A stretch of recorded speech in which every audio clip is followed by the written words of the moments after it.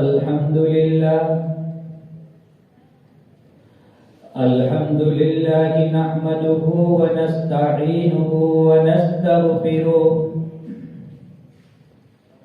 ونؤمن به ونتوكل عليه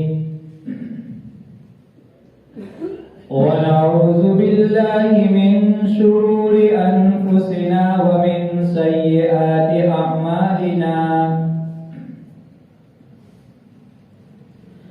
من يهده الله فلا مضل له ومن يضلله فلا هادي له ونشهد أن لا إله إلا الله وحده لا شريك له ونشهد أن سيدنا وسندنا ومولانا محمدا عبده ورسوله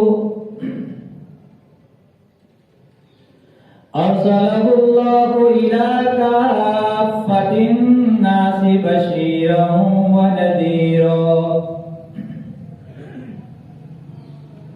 وداعيا إلى الله بإذنه وسراجا منيرا أما بعد أعوذ بالله من الشيطان الرجيم بسم الله الرحمن الرحيم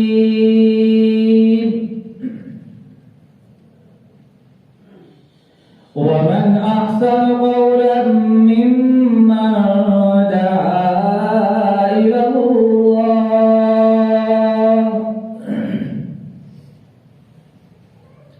وعمل صالحا وقال إنني من المسلمين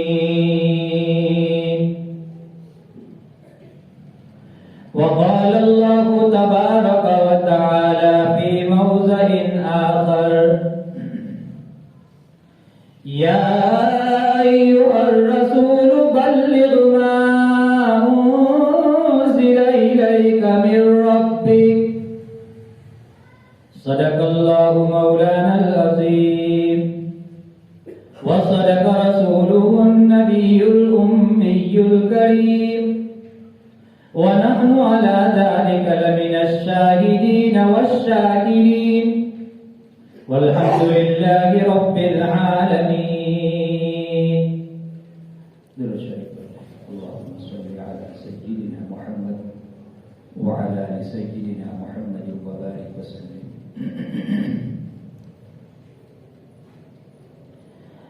محترم بھائیوں، دوستوں اور بزرگوں، آج کی تقریر کا عنوان ہے دعوت و تبلیغ کی اہمیت، دعوت و تبلیغ کی قیمت۔ محترم حضرات، دعوت و تبلیغ کے کام پر جب بھی کسی نے انگلی اٹھائی، دعوت و تبلیغ کے کام پر جب بھی کسی نے کوئی اعتراض اور سوال کیا ہے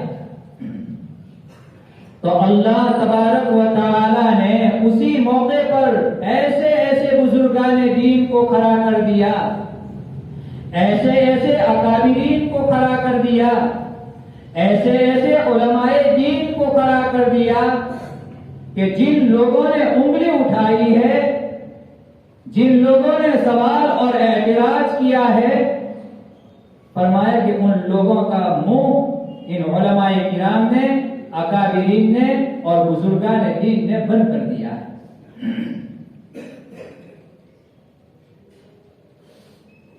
سب سے پہلے 1947 کے اندر آپ لوگ جانتے ہیں ہمارا ملک جب آزاد ہوا، اور جس بات کو میں کہنے جا رہا ہوں وہ بات کتنی پکی ہے اور کتنی مضبوط ہے وہ بھی سن لیں۔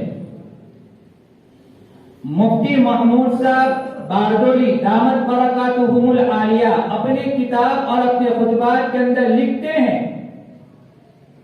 کہ نظام الدین مرکز کے اندر اوپر والا جو حصہ ہے جہاں پر مولانا احمد لاٹ صاحب کا کمرہ اور روم بتلایا جاتا ہے، اسی کمرے میں بیٹھ کر میں نے یہ بات سنی ہے۔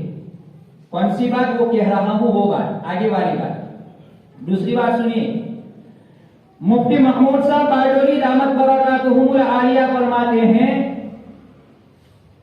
مولانا عبد الحنان صاحب جو ماتلی والا کے اندر تھے اور جمعیت کے گجرات کی جو جمعیت ہے ان کے صدر بھی رہے، مولانا عبد الحنان صاحب مسجد کے اندر کھڑے ہو کر کے اس واقعے کو بیان کرتے تھے، ان سے بھی میں نے سنا، اور وہ فرمایا کرتے تھے، کون؟ مولانا عبد الحنان صاحب فرمایا کرتے تھے کہ میں نے اس واقعے کو حضرت جی مولانا یوسف صاحب رحمت اللہ علیہ کے سامنے بیٹھ کر کے سنا ہے۔ آگے والی بات، کون سی بات سنی، کون سا واقعہ سنا، اب وہ بتلا رہا ہوں۔ 1947 کے اندر جب ہمارا دیش آزاد ہوا ہے، اس موقع کے اوپر پارلیمنٹ کے اندر RSS کی جو گروپ ہے، جو جماعت ہے، انہوں نے وہاں جا کر کے بات رکھی کہ دعوت و تبلیغ کا جو کام ہے، فرمایا کہ وہ بند کر دینا چاہیے اور اس کے اوپر پابندی لگا دینی چاہیے۔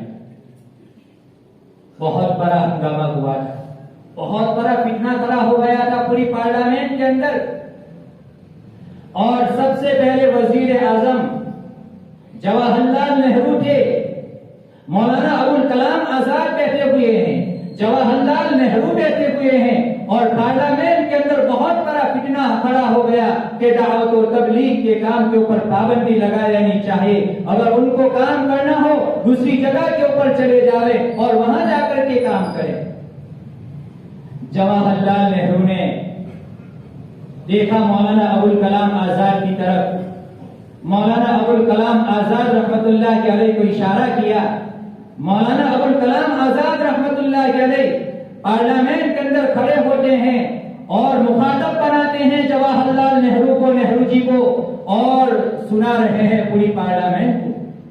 کیا بات کہی؟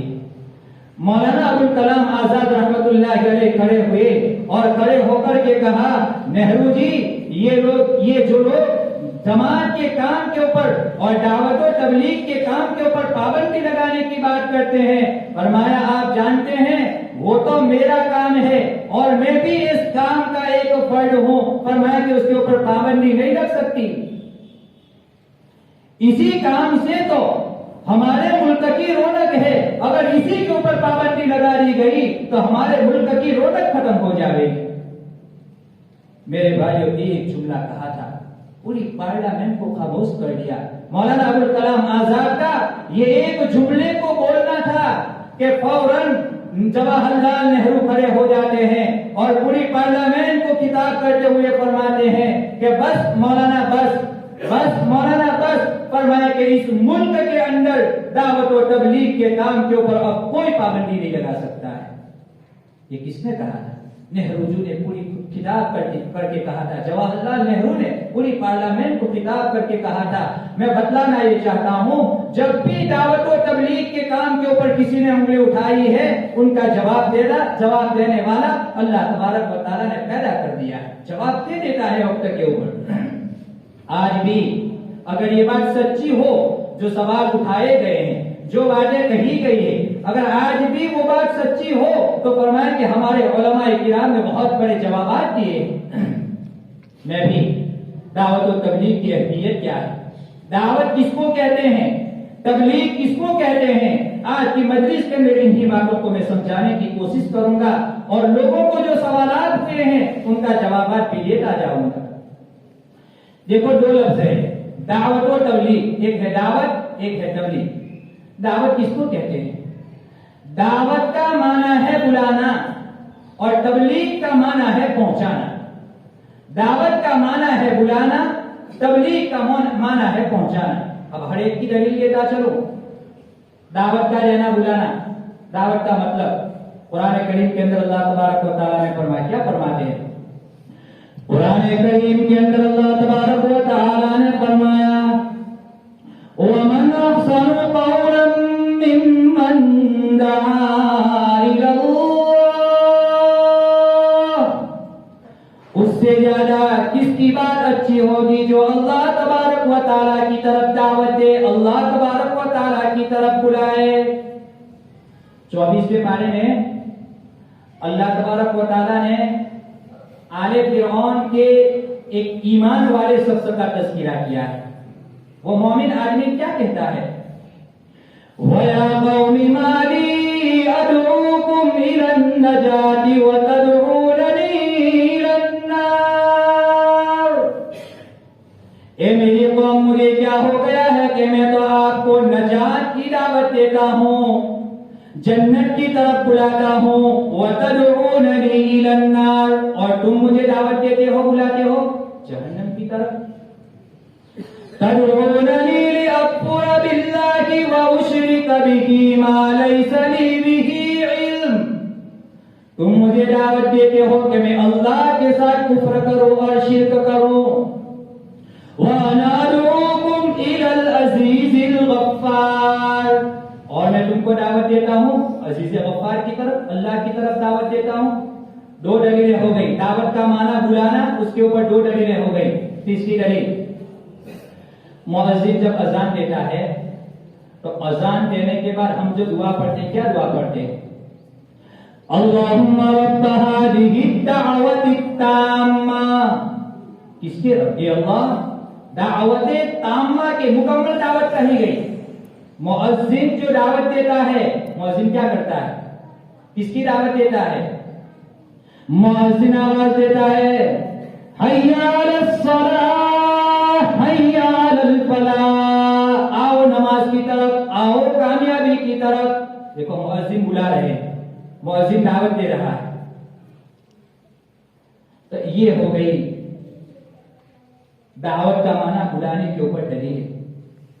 اب تبلیغ کا معنی ہے بات کو دوسروں تک پہنچانا۔ قرآن کریم میں اللہ تبارک و تعالیٰ نبی اکرم صلی اللہ علیہ وسلم کو کیا فرماتے ہیں؟ قرآن کریم کے اندر اللہ تبارک و تعالیٰ نے فرمایا، یا ایھا الرسول بلغ ما انزل الیک من ربک، اے پیغمبر، اے رسول، تبلیغ کیجئے، یعنی دین کی بات پہنچائیے۔ کون سی بات پہنچا رہی ہے؟ ما انزل الیک من ربک، آپ کے پروردگار کی طرف سے آپ کی طرف جو نازل کی گئی، جو قرآن اتارا گیا، جو شریعت اتاری گئی، جو دین اتارا گیا، آپ لوگوں تک پہنچائیں۔ اور ایک بات میں آپ کو کہوں، حجۃ الوداع کے موقع پر میرے آقا صلی اللہ علیہ وسلم نے صحابہ کرام کا مجمع ہے، اس موقع پر کیا کہا تھا؟ الا هل بلغت، جس کام کے لیے، جس دعوت کے لیے میں بھیجا گیا ہوں، الا هل بلغت، کیا میں نے تبلیغ کر دی، دین کی بات پہنچا دی؟ صحابہ کرام نے کیا کہا تھا؟ پہنچانے کی بات تو الگ رہی، آپ نے تو دعوت و تبلیغ کا حق ادا کر دیا ہے۔ صحابہ کرام رضوان اللہ علیہم اجمعین نے یہ کہا تھا۔ بہرحال یہ تبلیغ کا معنی میں نے آپ کو بتایا کہ دوسروں تک پہنچانا، یہ دونوں باتیں ہو گئی۔ اب دعوت و تبلیغ کا جو کام ہے وہ کہاں سے شروع ہوا؟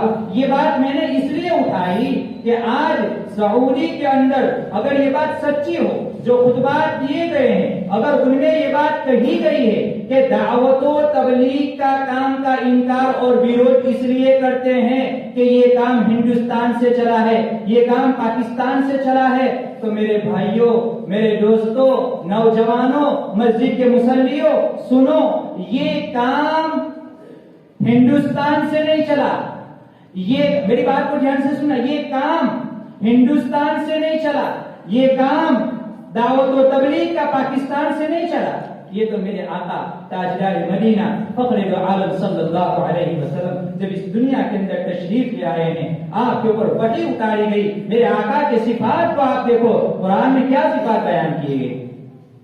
قرآن کریم کے اندر اللہ تبارک و تعالیٰ نے میرے آقا کے صفات بیان فرمائے، یا ایھا النبی انا ارسلناک شاہدا ومبشرا ونذیرا وداعیا الی اللہ، اللہ کی طرف بلانے والے، اللہ کی طرف دعوت دینے والے۔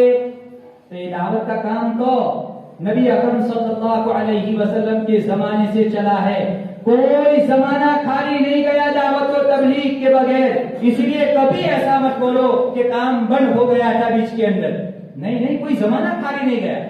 دعوت و تبلیغ کا کام تو ہر زمانے کے اندر چلتا رہا، لیکن طریقے الگ الگ اللہ تبارک و تعالیٰ نے رکھے ہیں. ہر زمانے کے اعتبار سے، وقت کے اعتبار سے، حالات کے اعتبار سے، لوگوں کے اعتبار سے فرمایا کہ اللہ تبارک و تعالیٰ نے طریقوں کو الگ الگ رکھا ہے. اسی وجہ سے مولانا سلیم صاحب دھورات میں اپنی کتاب کے اندر بہت ساری باتوں کو نقل کیا ہے کہ دیکھو اللہ نے نماز اتاری تو نماز کا طریقہ اللہ تبارک و تعالیٰ نے بتلا دیا. نبی اکرم صلی اللہ علیہ وسلم کے زمانے سے لے کر کے آج تک نماز کا طریقہ ایک ہی. نماز کی رکعتیں، نماز کے فرائض، نماز کے واجبات، نماز کا طریقہ بالکل اسی زمانے سے ایک ہی چلا ہے اور آج ایک ہی چل رہا ہے. زکات کا بتلا دیا، اتنا سونا اتنا چاندی، اس زمانے سے وہی طریقہ چل رہا ہے، کوئی نیا طریقہ نہیں. لیکن دعوت و تبلیغ کا کام اللہ نے کتنا آسان بنایا، کتنا آسان بنایا کہ کوئی طریقہ اس زمانے میں متعین نہیں کیا کہ دعوت و تبلیغ کا یہی طریقہ رہے گا، بلکہ مختلف طریقے اللہ تبارک و تعالیٰ نے بنائے. دعوت و تبلیغ کا کام تو اللہ نے ایسا بنایا.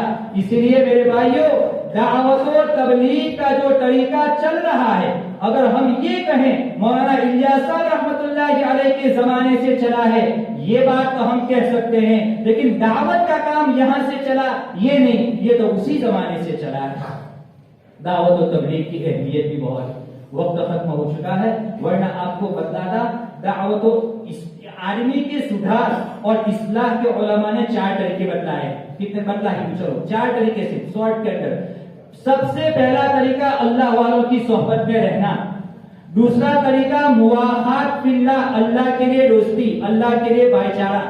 تیسرا طریقہ ہے اتعاظ بالغیر، یعنی دوسرے سے، دشمن سے نصیحت حاصل کرنا، دشمن سے سبق لینا. اور چوتھا طریقہ ہے محاسبہ نفس، یعنی اپنے نفس کا حساب لگانا کہ میں نے آج کیا کیا. قاری محمد طیب صاحب اپنے خطبات کے اندر نقل کرتے ایک عنوان قائم کیا، اصلاح اور دعوت و تبلیغ. دعوت و تبلیغ کا کام تو اللہ نے ایسا بنایا کہ اصلاح کے، سدھرنے کے، اپنی زندگی کے اندر تبدیلی لانے کے یہ جو 4 طریقے الگ الگ ہیں، فرمایا دعوت و تبلیغ کے کام میں اللہ نے چاروں کو جمع فرما دیا. اصلاح کے 4 طریقے. اب اس کو تو کھولنے کی ضرورت پڑے گی. آپ کہیں گے صحبت اہل اللہ جماعت میں کیسے آئے گا، مواخات فی اللہ کیسے آئے گا، دوستی کیسے آئے گی، دشمن سے نصیحت حاصل کرنا کیسے آئے گا. انشاءاللہ دوسری جمعہ کے اندر یہ دعوت و تبلیغ کے اندر جو چاروں کے چاروں کام ہیں نا، اصلاح کے طریقے، ان کو کھولوں گا. اللہ تبارک و تعالیٰ کئی ساری باتوں پر ہم تمام کو عمل کرنے کی توفیق عطا فرمائے. وآخر دعوانا الحمد للہ رب العالمین.